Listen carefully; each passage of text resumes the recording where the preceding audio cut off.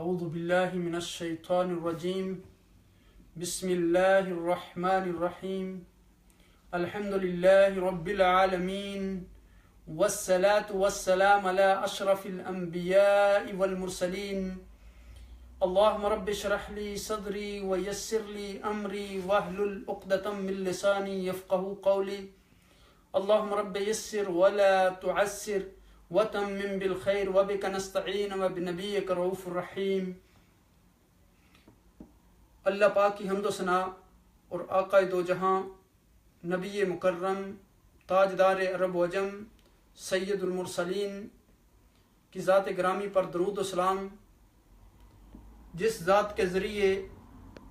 ہماری زندگیوں کو روشنی ملی، جس کی سیرت کو پڑھ کر ہمارے فکر و خیالات کو پاکیزگی اور ستھرائی ملی، اور جس کی ذات گرامی ہمارے لیے اسوہ حسنہ ہے، رول ماڈل ہے، اور جس کی شفاعت ہماری زندگیوں کا آخری سہارا ہے۔ اللہ پاک کا احسان عظیم ہے کہ اس نے ایک بار پھر ہمیں توفیق دی کہ ہم قرآن کو پڑھنے، سیکھنے، سمجھنے، اس میں غور و فکر کرنے، قرآن میں تدبر کرنے اور اس کا پیغام دوسروں تک پہنچانے کے لیے یہاں مل بیٹھے ہیں۔ سب سے پہلے میں آپ تمام حضرات کو السلام علیکم ورحمۃ اللہ وبرکاتہ کہتا ہوں۔ اللہ سے دعا ہے کہ ہمیں وہ اس قرآن حکیم کو سمجھنے، اس کو صحیح طریقے سے پڑھنے، اس پر عمل کرنے اور اس کا پیغام دوسرے لوگوں تک پہنچانے کی توفیق عطا فرمائے۔ اللہ کے فضل و کرم سے ہم نے گزشتہ درس میں سورہ بقرہ کی 12 آیات مکمل کی تھیں، اور آج کے ہمارے درس کا موضوع، آج کی ہماری مجلس کا گفتگو جو ہے وہ آیت نمبر 13 سے لے کر 16 تک کی آیات ہیں۔ اس سے پہلے کہ ہم ان آیات کے ترجمے اور تفسیر کی طرف آئیں، ہم ان آیات کی تلاوت کر لیتے ہیں، پھر اس کے بعد ہم پچھلے درس کو بھی تھوڑا سا ریوائیو کر لیں گے، اور اس کے بعد انشاءاللہ ان آیات کی طرف آئیں گے۔ ہم اس نعمت پر جتنا بھی شکر ادا کریں وہ کم ہے کہ رب کائنات نے ہمیں یہ توفیق بخشی کہ ہم اس قرآن حکیم، ایسی کتاب جو آقا دو جہاں نبی مکرم تاجدار عرب و عجم پر نازل ہوئی،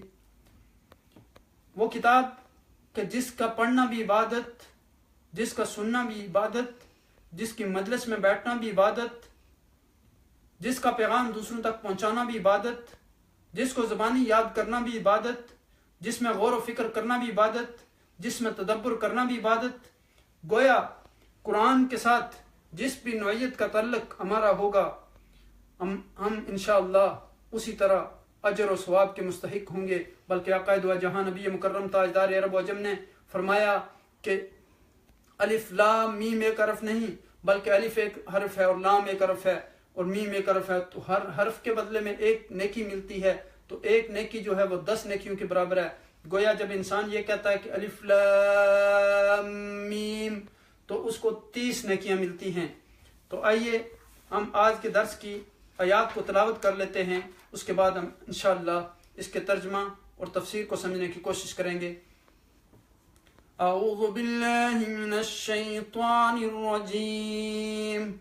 بسم اللہ الرحمن الرحیم۔ وَإِذَا قِيلَ لَهُمْ آمِنُوا كَمَا آمَنَ النَّاسُ قَالُوا أَنُؤْمِنُ كَمَا آمَنَ السُّفَهَاءُ أَلَا إِنَّهُمْ هُمُ السُّفَهَاءُ وَلَكِنْ لَا يَعْلَمُونَ وَإِذَا لَقُوا الَّذِينَ آمَنُوا قَالُوا آمَنَّا وَإِذَا خَلَوْا إِلَى شَيَاطِينِهِمْ قَالُوا إِنَّا مَعَكُمْ إِنَّمَا نَحْنُ مُسْتَهْزِئُونَ اللہ یستہزئ بہم ویمدہم فی طغیانہم یأمہون اولئک الذین اشتروا الضلالۃ بالہدی فما ربحت تجارتهم وما كانوا مهتدین۔ صدق اللہ العظیم۔ اگر ہم غور کریں کہ گزشتہ درس کی مجلس میں جن چیزوں پر ہم نے گفتگو کی تھی کہ حضور نبی اکرم صلی اللہ علیہ وسلم کے زمانے میں صرف منافق نہیں تھے بلکہ منافقین ہر زمانے میں موجود تھے، موجود ہیں اور موجود رہیں گے۔ اب دیکھیں کہ وہاں شروع کی آیت میں یہ کہا گیا کہ من الناس، اور لوگوں میں سے یعنی عامت الناس میں سے بعض لوگ اس چیز کا کلیم کرتے ہیں کہ ہم مومن ہیں لیکن حقیقت میں وہ ایمان لانے والے نہیں ہیں۔ تو اگر ہم خلاصت کے طور پر اس چیز کو سمجھنا چاہیں کہ منافق کون ہے، تو منافق وہ ہے کہ جو زبان سے کچھ اور کہتا ہے اور اس کے دل میں کچھ اور ہوتا ہے۔ دوسری بات کہ وہ مومنین کو، مسلمانوں کو اور اللہ کو دھوکہ دینا چاہتا ہے، نعوذ باللہ۔ اور پھر اس کی زبان اور اس کے دل میں فرق ہوتا ہے، زبان میں کوئی اور چیز ہوتی ہے زبان پہ اور دل میں کوئی اور چیز ہوتی ہے، اور پھر وہ یعنی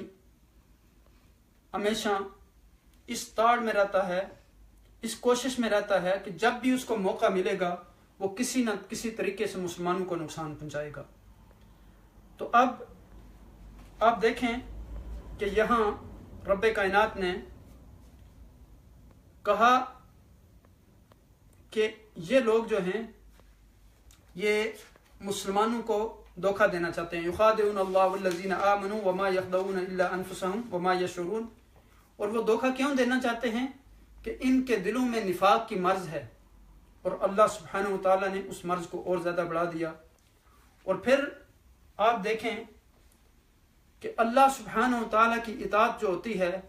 اس کے ذریعے دلوں کو اطمینان نصیب ہوتا ہے، دلوں کو تقوی نصیب ہوتا ہے، دلوں کو راحت نصیب ہوتی ہے، دلوں کو اطمینان نصیب ہوتا ہے۔ لیکن کفر کے ذریعے دنیا میں فساد پھیلتا ہے، دنگا پھیلتا ہے، امن خراب ہوتا ہے۔ آپ دیکھیں کہ اور اللہ کی نافرمانی کے ذریعے آپ دیکھیں کہ یہاں کہا گیا کہ وَإِذَا قِيلَ لَهُمْ لَا تُفْسِدُوا فِي الْأَرْضِ قَالُوا إِنَّمَا نَحْنُ مُصْلِحُونَ۔ جب ان سے کہا جاتا ہے کہ تم زمین پہ فساد نہ کرو تو یہ کہتے ہیں ہم تو نہیں فساد کرتے، ہم تو بڑے آپ کے خیر خواہ ہیں، ہم تو آپ کی خیر خواہی کے لیے کام کرتے ہیں، ہم تو آپ کے فائدے کے لیے ہر وقت سوچتے رہتے ہیں۔ تو اللہ سبحانہ وتعالیٰ نے کہا کہ حقیقت میں یہی لوگ جو ہیں یہ فاسدین ہیں، مفسدین ہیں، لیکن ان کو اس چیز کا شعور نہیں۔ اب دیکھیں کہ یہاں پہلی بات وہاں ان کو اس چیز سے منع کیا گیا کہ زمین میں فساد نہ کرو، اور اب دوسری جو چیز ان کو یہاں اب دیکھیں کہ ہم نے پچھلے درس میں یہ پڑھا تھا کہ ان المنافقین فی الدرک الاسفل من النار، یعنی سب سے زیادہ جن لوگوں کو سزا دی جائے گی، دردناک سزا، وہ منافقین کو دی جائے گی۔ کیوں؟ اس لیے کہ وہ جھوٹ بولتے تھے، دھوکہ کرتے تھے۔ تو اب دیکھیں کہ یہاں یعنی سکون منافقین کی زندگی میں نہ اس دنیا میں ہے اور آخرت میں تو پھر ان کے لیے دردناک عذاب ہے ہی۔ تو اس لیے یہاں اب دیکھیں کہ رب کائنات نے اب منافقوں کی جو حماقتیں ہیں ان کو بیان کیا اگلی آیہ کریمہ میں، اور پھر ان کے فساد اور بگاڑ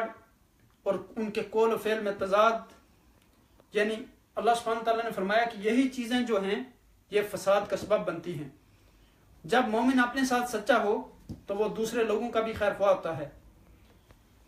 یہاں فرمایا کہ وَإِذَا قِيلَ لَهُمْ، جب ان سے کہا جاتا ہے آمنوا، ایمان لے آؤ، تو یہاں ایمان لانے سے کما آمن الناس، جیسا کہ لوگ ایمان لائے۔ کون لوگ؟ صحابہ اکرام رضوان اللہ علیہم اجمعین، جن کے بارے میں آقا دو جہاں نبی مکرم تاجدار عرب و عجم صلی اللہ علیہ وسلم نے فرمایا کہ الصحابی کالنجوم اذا اہتدیتم مہتدیتم، میرے صحابہ جو ہیں وہ ستاروں کی مانند ہیں، تم ان میں سے جس کی بھی پیروی کرو گے کامیاب و کامران ہو جاؤ گے۔ اور پھر فرمایا کہ خیر القرون قرنی ثم الذین یلونہم ثم الذین یلونہم، سب سے بہتر میرا زمانہ ہے، اس کے بعد میرے صحابہ کا زمانہ ہے، اس کے بعد میرے صحابہ کی پیروی کرنے والے جو لوگ ہیں، اس کے بعد سب سے بہتر جو تابعین، تبع تابعین، پھر اس کے بعد صالحین۔ یعنی آپ دیکھیں یہاں کہ جب ان سے یہ کہا گیا کہ وَإِذَا قِيلَ لَهُمْ آمِنُوا، جب ان سے کہا گیا کہ آپ ایمان لے آؤ، کما آمن الناس، جیسا کہ لوگ ایمان لائے، تو انہوں نے کیا کہا؟ قالوا انؤمن، کیا ہم ایسے ایمان لے آئیں؟ کما آمن السفہاء، جیسا کہ بیوقوف لوگ ایمان لے آئے، یعنی کیا ہم بیوقوف لوگوں کی طرح ایمان لے آئیں، کم عقل لوگوں کی طرح ایمان لے آئیں؟ ان کے خیال میں سچے اہل ایمان جو تھے نعوذ باللہ وہ بیوقوف تھے، اور اس کی وجہ یہ تھی کیونکہ مسلمان جو تھے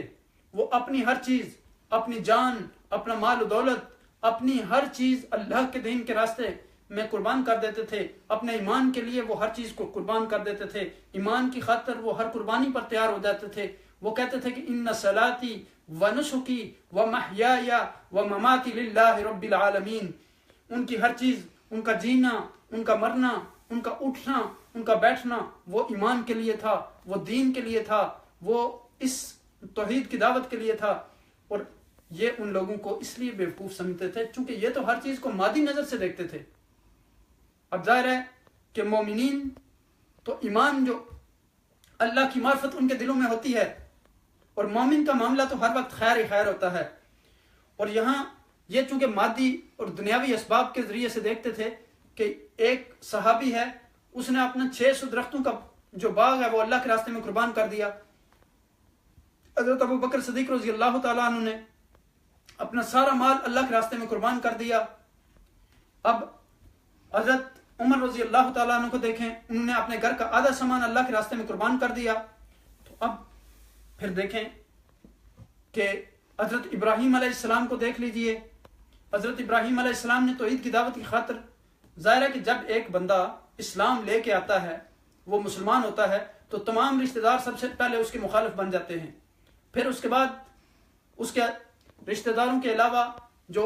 ارد گرد کے لوگ ہوتے ہیں وہ بھی اس کی مخالفت شروع کر دیتے ہیں۔ حضرت ابراہیم علیہ السلام کے ساتھ بھی سب سے پہلے اپنے قریبی رشتہ داروں نے قطع تعلق کیا، پھر ان کو دھمکیاں دی کہ ہم آپ کو آگ میں پھینک دیں گے، پھر ان کو اپنا وطن بھی چھوڑنا پڑا۔ لیکن یہ ہے کہ حضرت ابراہیم علیہ السلام نے توحید کی دعوت کو نہیں چھوڑا، اس دین کو نہیں چھوڑا، اس ایمان کو نہیں چھوڑا۔ حضرت بلال کی مثال لیجئے، آل یاسر کی مثال لیجئے کہ حضور نبی اکرم صلی اللہ علیہ وسلم جب ان کے پاس سے گزرتے تو فرماتے کہ صبرن یا آل یاسر فإن موعدکم الجنہ، کہ اے آل یاسر آپ صبر کریں، آپ کا وعدہ اللہ کا جو آپ کے ساتھ ہے وہ جنت ہے۔ تو اب دیکھیں یہاں کہ آگے فرمایا گیا، اللہ سبحانہ وتعالیٰ نے کہا کہ الا انہم هم السفہاء، یعنی حقیقت میں یہی لوگ جو ہیں، یعنی چونکہ یہ جو منافقین ہیں یہ چھوٹے چھوٹے فائدوں کی خاطر یعنی ہر چیز دین کو بیچ دیتے ہیں نعوذ باللہ، اور ایمان کی ان کے ہاں کوئی قدر نہیں ہے۔ تو لیکن جو مومنین ہیں وہ دنیاوی فوائد کے لیے، چھوٹے چھوٹے فوائد کے لیے وہ اپنے دین کو نہیں بیچتے۔ اور اللہ سبحانہ تعالیٰ نے کہا کہ الا انہم هم السفہاء، حقیقت میں یہی لوگ بیوقوف ہیں، ولکن لا یعلمون، لیکن یہ اس حقیقت کو نہیں سمجھتے، یعنی انہیں اس کا علم ہی نہیں ہے۔ اب دیکھیں کہ اس آیہ کریمہ میں ایک تو منافقین کی یہ صفت بیان کی گئی کہ یہ لوگ جو ہیں یہ بیوقوف ہیں، یہ مومنین کو بیوقوف کہتے ہیں، لیکن حقیقت میں یہ بیوقوف ہیں، ان کو ایمان کی قدر معلوم نہیں ہے، ان کو شعور ہی نہیں ہے، ان کو، اور دوسرا ان کو کہا کہ یہ جاہل ہیں، ان کے پاس علم کی دولت بھی نہیں ہے۔ اب دیکھیں کہ سیدنا علی بن ابی طالب رضی اللہ تعالیٰ عنہ کہتے ہیں کہ رضینا قسمت الجبار فینا لنا علم وللجہال مال، کہ ہم اللہ سبحانہ وتعالیٰ کی تقسیم پر راضی ہوئے کہ اس نے ہمیں تو علم کی نعمت سے مالا مال کیا، علم کی نعمت عطا کی، اور دوسرے جو لوگ ہیں مالدار ان کو مال و دولت دیا، یعنی جاہل لوگ جو ہیں ان کو مال و دولت عطا کیا۔ تو اب یہاں دیکھیں کہ اللہ سبحانہ وتعالیٰ اس آیہ کریمہ میں پھر خبردار کر رہے ہیں، وارننگ دے رہے ہیں ان لوگوں کو جو یہ کام کر رہے ہیں جو ان کو سن رہے ہیں، جو دیکھ رہے ہیں، کہ بے شک وہی بیوقوف ہیں، ایسے لوگ انتہائی ناسمجھ ہیں، وَلَٰكِن لَا يَعْلَمُونَ، لیکن وہ جانتے نہیں، یعنی ان کو اس کی خبر نہیں۔ ان کی یہ حرکت جو ہے یہ بیوقوفی پر مبنی ہے، اور یہاں ان کا طرز عمل اس کے بارے میں بتایا جا رہا ہے، ان کا رویہ جو ہے اس کے بارے میں بتایا جا رہا ہے، اور حقیقت میں اللہ سبحانہ وتعالیٰ ان کو بے نقاب کر رہے ہیں کہ وہ جو یہ کلیم کرتے ہیں کہ یہ لوگ جو ایمان لائے یہ بیوقوف ہیں، حقیقت میں یہ خود بیوقوف ہیں۔ اور پھر نفاق ویسے تو دل کی جو ایک کیفیت کا نام ہے، لیکن یہ نفاق کبھی کبھی عمل سے بھی ظاہر ہو جاتا ہے۔ تو اب جب وہ ایمان والوں سے ملتے تھے تو کیا کہتے تھے؟ وَإِذَا لَقُوا الَّذِينَ آمَنُوا قَالُوا آمَنَّا، جب وہ ملتے ایمان والوں سے تو کیا کہتے؟ آمنو، ہم ایمان لے آئے، قالوا آمنا، یعنی جب وہ ایمان والوں سے ملتے، ایمان والوں کے مجلس میں جاتے تو کہتے کہ ہم ایمان لے آئے، ہم آپ کے ساتھ ہیں، ان کی تعریفیں کرتے، ان کی خوشامد کرتے، ان کی ساتھ بار بار اس چیز کا اظہار کرتے ظاہراً کہ وہ ان کے ساتھ ہیں، وہ بڑے ان کے خیر خواہ ہیں، ان کی ہمیشہ فائدے کی چیز سوچتے ہیں، لیکن حقیقت میں ایسا نہیں تھا۔ اور پھر جب وہ اپنے وَإِذَا خَلَوْا إِلَىٰ شَيَاطِينِهِمْ، جب اپنے شیطانوں سے ملتے ہیں، شیاطین سے، تو اس وقت کیا ہوتا ہے؟ وہ کہتے ہیں کہ قَالُوا إِنَّ مَعَكُمْ، کہ ہم تو حقیقت میں آپ کے ساتھ ہیں، إِنَّمَا نَحْنُ مُسْتَهْزِئُونَ، اصل میں تو ہم آپ کے ساتھ ہیں، لیکن ہم تو صرف مذاق کر رہے تھے ان کے ساتھ، ہم تو اوپر سے ان کو خوش کرنے کے لیے یہ عمل کر رہے تھے۔ اب دیکھیں کہ استہزاء جو ہوتا ہے وہ ایسا مزاح ہے جو دل میں ہو۔ اب دیکھیں نا کہ کسی آدمی کی آپ اس کے ساتھ آپ دھوکہ کرتے ہیں، آپ اس کے ساتھ سچ نہیں بولتے، اور جب آپ اپنی جگہ پہ بیٹھ کے آ کے پھر اس کا دل میں مذاق اڑاتے ہیں اور خوش ہوتے ہیں، حالانکہ یہ ان کی ساری چیزیں بیوقوفی پر، لا علمی پر مبنی تھیں۔ اور پھر آگے کہا کہ اللہ یستہزئ، یعنی مستہزئون جو کیسا مذاق ہوتا ہے، جو دل میں مذاق انسان کرتا ہے، اس کو مستہزئ کہتے ہیں۔ یعنی یہاں ان کو چونکہ اہل اسلام کی جو قربانیاں ہیں وہ خلاف عقل نظر آتی ہیں، تو یہ کیا حماقت ہے کہ دین کی یعنی خاطر گھر بھی چھوڑ دو، بچے بھی چھوڑ دو، یعنی وہ کہتے تھے کہ یہ کیسی حماقت کرتے ہیں یہ لوگ کہ دین کی خاطر اپنا گھر چھوڑ دیتے ہیں، اپنے بچے چھوڑ دیتے ہیں، اپنی بیویوں کو چھوڑ دیتے ہیں، اپنے آل و عیال کو چھوڑ دیتے ہیں، اپنے والدین کو چھوڑ دیتے ہیں، مال و دولت قربان کر دیتے ہیں۔ تو یہ چونکہ ان کی سمجھ میں آنے والی بات نہیں تھی، چونکہ یہ تو دنیاوی فوائد کے طرز عمل پر سوچتے تھے اور ان کا مذاق اڑاتے تھے، سامنے آتے تو کچھ نہیں کہتے، جب ان کے سامنے بیٹھتے تو خوب ان کی تعریفیں کرتے مسلمانوں کے، اور جب شیطانوں کے ساتھ ہوتے تو پھر خوب ان کا ٹھٹھا اڑاتے، مذاق اڑاتے۔ تو اب جو مخلص مومنین ہوتے ہیں ان کا جو معاملہ ہوتا ہے وہ یہ ہوتا ہے کہ وہ اللہ کے ساتھ بھی مخلص ہوتے ہیں، اپنے آپ کے ساتھ بھی مخلص ہوتے ہیں، اور دوسرے لوگوں کے ساتھ بھی مخلص ہوتے ہیں۔ یعنی اب جب وہ مومنین کے سامنے آتے تھے تو مسکین بن جاتے تھے، یعنی بڑے خوش اخلاقی کا مظاہرہ کرتے تھے، ان کی خوش آمدید کرتے تھے، ان کی تعریفیں کرتے تھے، اور اندر سے ان کو برا بھلا کہتے تھے۔ تو یہ منافق کو جو اصل میں یعنی کہتے ہیں ایسے شخص کو جو دو رخا ہو، ڈبل فیس جو ہم کہتے ہیں نا، ایسا شخص، یعنی جس طرح کی ہوا چلی اسی طرف وہ انسان چل پڑا، جس طرح کا اس کو فائدہ جہاں نظر آیا اسی پارٹی کے ساتھ ہو گیا۔ یعنی اگر ادھر نظر آیا کہ یہ آدمی جو ہے یہ کامیاب ہو جائے گا تو اسی کو کہا کہ میں آپ کے ساتھ ہوں، جب دوسرا نظر آیا تو اس کو کہا کہ میں آپ کے ساتھ ہوں، جدھر پلڑا کسی کا باری ہوا اسی کے ساتھ ہو گیا۔ تو یہاں فرمایا کہ اللہ یستہزئ بہم، اللہ سبحانہ وتعالیٰ جو ہے ان کا مذاق اڑاتا ہے، چونکہ اللہ سبحانہ وتعالیٰ تو ان کے انجام کو جانتے ہیں کہ ان کا انجام کیا ہوگا، یعنی ان کی اصل حقیقت تو اللہ سبحانہ تعالیٰ کو پتہ ہے کہ جن کو یہ بیوقوف کہہ رہے ہیں وہ حقیقت میں تو عقل مند ہیں مومنین. تو اب یہ خود کس قدر حماقت کا ثبوت دے رہے ہیں. وَيَمُدُّهُمْ فِي طُغْيَانِهِمْ يَعْمَهُونَ. اور پھر اگر اللہ سبحانہ تعالیٰ جو ہے ان کی حقیقت کو جانتا ہے تو پھر اللہ سبحانہ تعالیٰ ان کو مہلت کیوں دیتے ہیں, ان کو فوراً پکڑ کیوں نہیں لیتے, ان کو فوراً سزا کیوں نہیں دیتے, ان کو فوراً وہاں ایک جگہ پہ سٹاپ کیوں نہیں کر دیتے. کہا کہ وَيَمُدُّهُمْ فِي طُغْيَانِهِمْ يَعْمَهُونَ, یعنی اللہ سبحانہ تعالیٰ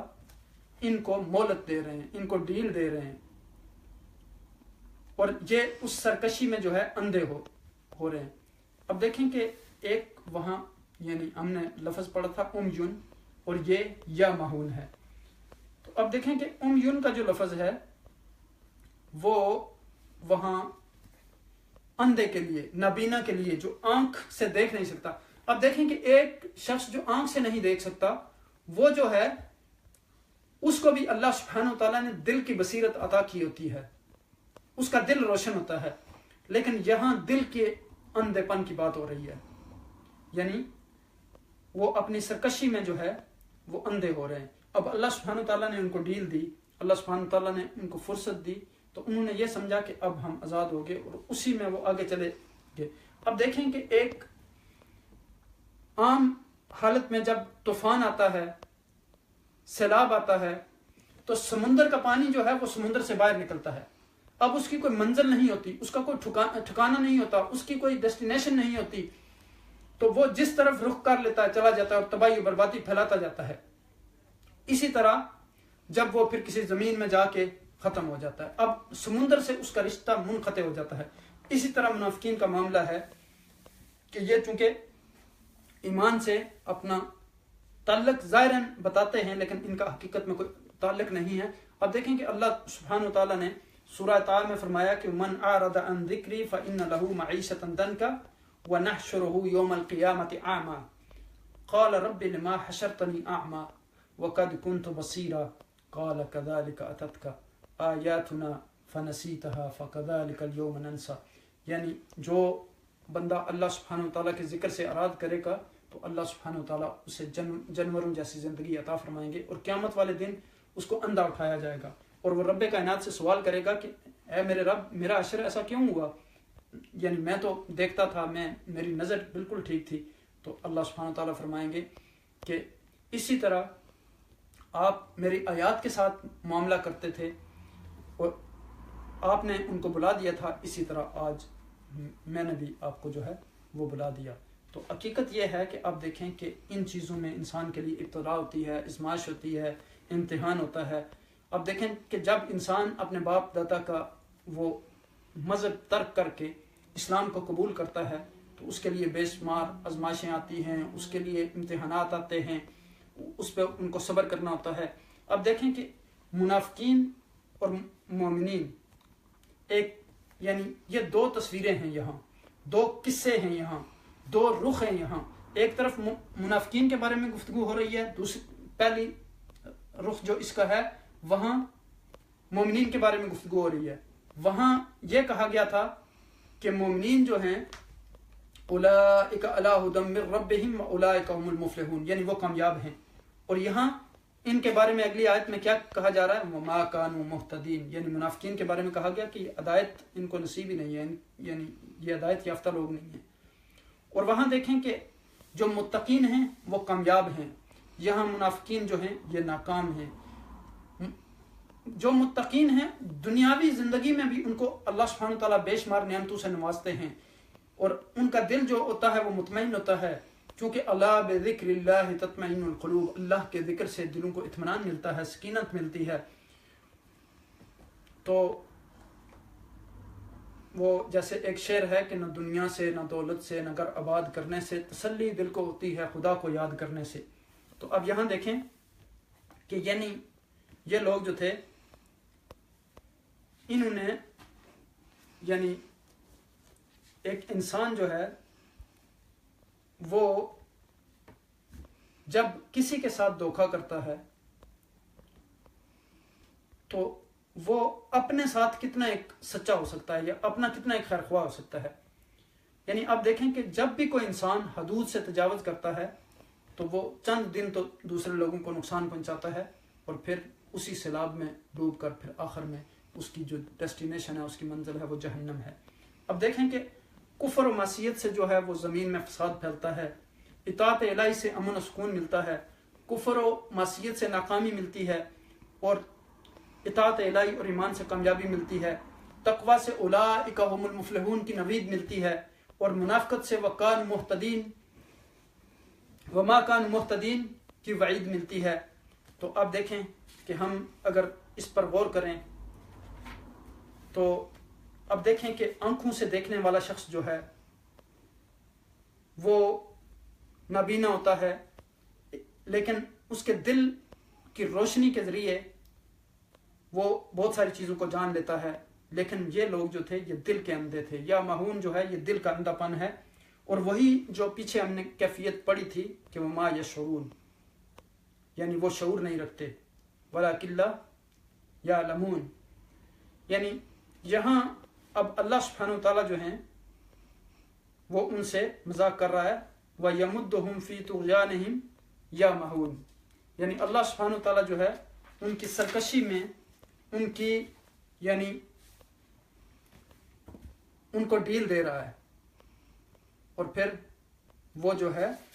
وہ کیا کر رہے ہیں، فی طغیانہم یعمہون، یعنی وہ اس میں اندھے ہوئے جا رہے ہیں، وہ اس میں آگے آگے جا رہے ہیں. یعنی یہ نہیں دیکھتے کہ ہم اس کے ذریعے اب حضور نبی اکرم صلی اللہ علیہ وسلم نے تو ان کے لیے راستہ واضح کر دیا تھا، ان کے لیے ساری چیز بہت اچھے طریقے سے اس کی تشریح کر دی تھی، اس کی شرح بیان کر دی تھی کہ یہ ہدایت کا راستہ ہے اور یہ گمراہی کا راستہ ہے، یہ صراط مستقیم ہے، یہ جو ہے یہ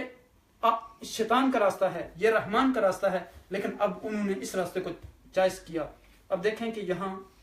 یعنی اب وہ جو اندھا دھند چلتے رہے غلط راستے کی طرف، اور انہیں احساس بھی نہیں ہوا کہ ہم غلط راستے پر چل رہے ہیں. تو اب کیا ہوا، یہ اب اس بارے میں گفتگو ہو رہی ہے کہ جو انہوں نے تجارت کی، یہ تجارت نفع کا سودا نہیں ہے، یہ نفع بخش تجارت نہیں ہے، اس میں کوئی بینیفٹ نہیں ہے. اولئک الذین اشتروا الضلالۃ بالہدی، یہی لوگ ہیں جنہوں نے اشتروا خرید لیا الضلالۃ گمراہی کو بالہدی ہدایت کے بدلے. فما ربحت تجارتہم، تو ان کے لیے یہ تجارت جو ہے یہ سود مند نہیں ہے. وما کانوا مہتدین، اور نہ یہ ٹھیک طریقے سے ہدایت پر چلے، یعنی نہ یہ ہدایت پانے والے ہیں. اب دیکھیں کہ جیسے وہاں قوم سمود کے بارے میں بتایا گیا کہ انہوں نے بھی اندھا بننے کو ترجیح دی، یعنی ان کو راستہ دکھایا گیا یعنی ہدایت کا، لیکن انہوں نے اندھا بننے کو ترجیح دی، یعنی ہدایت یافتہ بننے پر ہدایت پر انہوں نے اندھے پن کو ترجیح دی، انہوں نے آنکھیں بند کر لی. تو جو علم یعنی یہاں بے علم بے شعور بن کر رہنا انہوں نے پسند کیا، ہدایت کو قبول نہیں کیا. تو یہاں ان لوگوں کا بھی یہی حال ہے کہ انہوں نے ہدایت کے بدلے میں جو ہے وہ گمراہی خرید لی. تو اللہ سبحانہ تعالیٰ کہتے ہیں کہ فما ربحت تجارتہم، جو ان کی تجارت، جو انہوں نے سودا کیا، جو انہوں نے خرید و فروخت کی، جو انہوں نے بزنس کیا، یہ جو ہے یہ تجارت کا سودا نہیں ہے. انہوں نے کوئی تجارت کرنی تھی تو کم از کم تجارت بندہ جب کرتا ہے، کوئی بزنس کرتا ہے، کوئی کاروبار کرتا ہے، کسی کے ساتھ ڈیلنگ کرتا ہے، تو وہ اس لیے کرتا ہے کہ اس کو کوئی بینیفٹ ملے گا، اس کو کوئی منافع ملے گا، اس کو کوئی فائدہ ہوگا. تو انہوں نے ایک ایسی تجارت کی کہ جس کا کوئی فائدہ نہیں ہے. تو اب اللہ سبحانہ تعالیٰ نے کہا کہ وما کانوا مہتدین، کہ یہ ہدایت پانے والے نہیں ہیں. تو ہدایت کس کو ملتی ہے؟ ہدایت اس کو ملتی ہے کہ ھدی للمتقین، جن لوگوں کے اندر تقوی کی صفت ہوتی ہے، یعنی جس کے اندر خدا خوفی ہوتی ہے، جس کے اندر ہدایت کی طلب ہوتی ہے، ہدایت کی چاہت ہوتی ہے. اب دیکھیں کہ وہاں یعنی اگر ہم غور کریں تو منافقانہ طرز عمل جو ہے اس کو اگر ہم یعنی مختصراً بیان کرنا چاہیں وہ یہ ہے کہ باہر سے کچھ اندر سے کچھ، قول و فعل میں تضاد، ظاہر و باطن میں تضاد، جو ڈبل فیس والا آدمی ہوتا ہے، دو کشتیوں میں سوار ہونے والا آدمی. اب دیکھیں کہ یہاں اگر ہم پہلی آیت پر غور کریں تو وہاں ہمیں یہ بتایا گیا کہ یہ لوگ اس چیز کا دعویٰ کرتے ہیں کہ یہ مومن ہیں لیکن یہ مومن نہیں ہیں. یعنی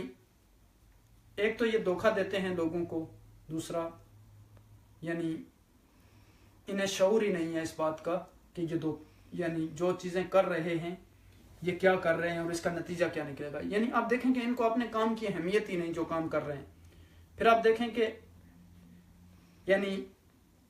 ان کے فساد کے بارے میں ہم بتایا گیا. اگلی آیت میں پھر ان کے بے شعور ہونے کے بارے میں بتایا گیا. پھر اس کے بعد